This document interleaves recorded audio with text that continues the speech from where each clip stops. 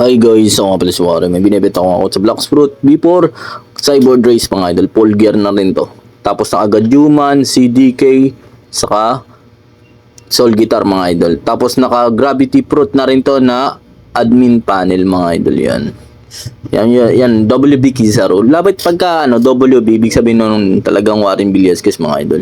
Ako gumawa niyan, ako nag-create niyan. Before full gear na yan na Cyborg Race. Maganda yung Cyborg. Tapos yung avatar niya is hinalin tulad ko kay kay Usot. Yung admin ng Blacksmith kay Usot. Ayan, mga idol ya. Maganda na 'yan, naka-admin panel na rin ng Gravity Fruit. Kumbaga, kung spammer ka, kung hindi ka magaling sa PvP, spammer ka na lang. Ayan, Gravity Fruit. Ang spam. Tapos ang agad human naman yan, saka CDK Panaka, saka Soul Guitar. Depende lang sa'yo, naka-max level na rin.